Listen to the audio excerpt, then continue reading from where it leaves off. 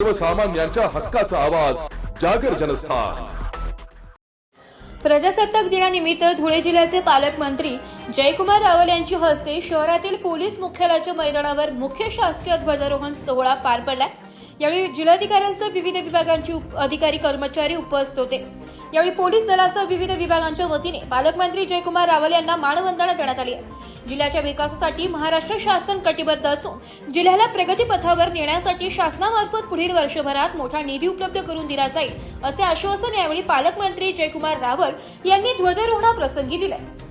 जागर जनस्थानसाठी प्रतिनिधी रूपक बिरारी, धुळे। प्रजासत्ताक दिनाच्या 77व्या वर्धापन दिना सोहळ्यास उपस्थित